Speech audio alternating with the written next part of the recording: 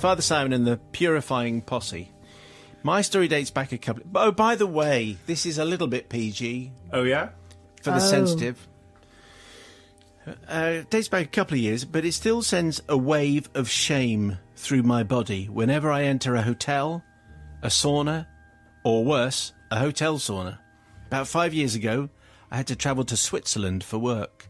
I was joined by my boss and an excruciatingly annoying colleague, who I shall refer to as the Inferno. Whenever she was out of earshot, anyway, that's what we called her. I do not work with her anymore, she got fired. An act of kindness from my boss, who himself was eventually driven mad by her antics. I had to travel quite often, and we usually stayed in decent hotels. Nothing overly fancy, just satisfactory, good beds, good breakfasts. This one particular time, however, we got to stay in an overwhelmingly beautiful and luxurious place, with spacious rooms, a box of chocolates, and a tube of night cream on the pillow. Very unlike anything I was ever accustomed to. Have you ever had night cream on the pillow? What would be the point of that? I'd be disappointed. I'd want a chocolate, wouldn't you? Yeah, but what's the point of a chocolate on your pillow? You don't want a chocolate before bed. I do. It's a little treat. Why don't you want a Why chocolate can't I have my before bed? treat? I want to have a treat when I'm in the hotel. Just You're a on chocolate. holiday. Oh, stop complaining. Yeah. Anyway, so there it was. Very unlike anything I'm used to. I instantly wanted to leave my husband and kids and live there forever, says Delilah. I know the feeling. Well, no, I don't know the feeling, but, you know. I'll stop. However, it didn't come to that because of an incident that literally scarred me for life. Totally, it literally scarred me for life. Wow. The hotel had a wellness area, and since going to the sauna is one of my favourite, yet unfortunately rather expensive ways to relax, I thought I'd pay a free visit, because if I can do that, whenever I get the chance, this is going to be a good thing. After a particularly gruesome day, teaming up with the Inferno and undergoing her relentless whining and moaning, I decided I was entitled to some relaxation since I had the evening off. I'm used to visiting the sauna with my husband or a friend, and we always look for a complex where we can shed all clothing in order to avoid sticky fabric getting in the way of full relaxation. Oh, dear. Really? Is a towel that sticky? Don't know. Ask Delilah. She obviously finds it very irritating. As long as everyone else around me is in the same boat, so to say, I feel quite at ease. But not every sauna has a full Monty policy. So this particular time, I first went to the front desk of the hotel lobby to ask what the rules were. I didn't want to offend anyone by bearing all if that wasn't appropriate or the done thing. Matt, why you... Okay. I know what I would be doing if I were on reception. That's all.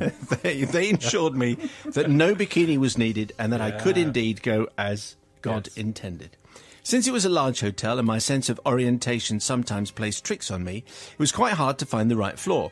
Once I was on the right level, however, it was not easy to find the dressing room because the management apparently could afford showering their clients with expensive soaps and treats only by cutting back on hanging clear signs with the word sauna on it. Eventually, I stumbled upon a small dressing room that seemed to lead towards a fitness area. It still wasn't clear where the sauna was, but my guess was not far away. Oh, that's okay then. Just go for it. Yeah. There's a surprise in store, I tell you.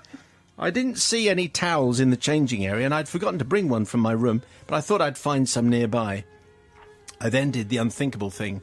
Instead of opening the door towards the area which I thought was the sauna, in order to have a clear picture of its exact whereabouts, while still fully clothed, that would have been sensible, I undressed myself, put all my clothing in a locker, and headed for the door that gave out into what I assumed would be relaxation heaven, but without checking.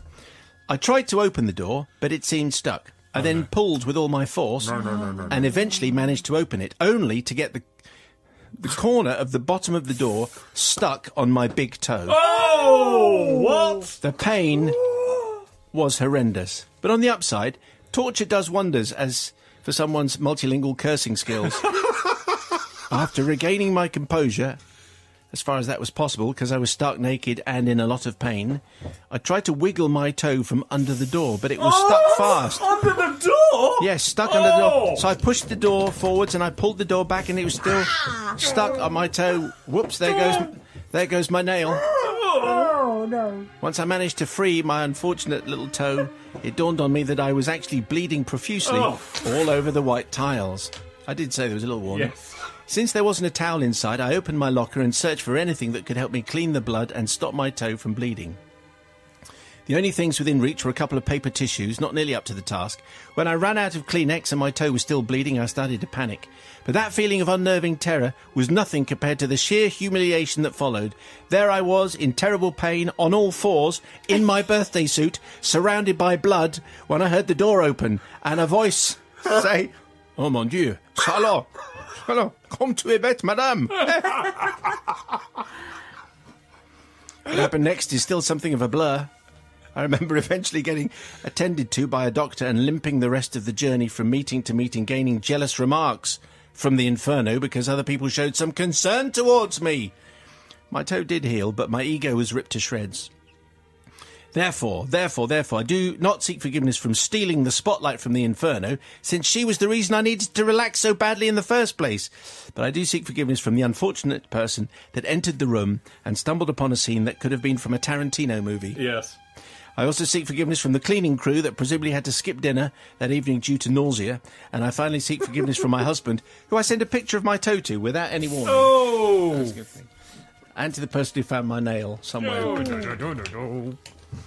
Yeah, it's a painful enough thing to endure, just trapping your toe with a big door. But if you're not wearing any clothes, that's an added complication, I would say. Sister Bobby. I see that wasn't going anywhere where I thought it was going. I thought it was going somewhere else. Well, we've had surprised by nakedness Yes. confessions before, normally involving kind of people, cultural misunderstandings, but very rarely has it involved Tarantino-esque bloodletting. Involved the royal family at one point, if I remember. Yes, there was a royal family one as well. I don't think you did anything wrong here, Delilah. I was going to say, why didn't you go and check it and all that, that but would've we been didn't need it, did we? We didn't need it. You just hurt your foot, which seems that you suffered. It seems that no one else really suffered. And I suppose there was a bit of a surprise for the gentleman entering. What was that room, by the way? Was it a changing room? What was it? I'm not sure. The thing is, I am a little bit surprised that you were going to walk completely in the Rudy. Without checking, take all your clothes off, put them away, just open a door that you've never been through the door before. And nothing on, absolutely nothing at all. Correct. So that does surprise me, but I think in this case you are forgiven, although I am somewhat surprised. Brother Matthew. Yes, I mean, I, like Bobby, thought this was going down a certain route, and also, like Bobby, I am inherently suspicious of people who get a little bit too, health and efficiency, everything's coming off, I've got to be in the sauna, I can't have anything sticking to me, goodness.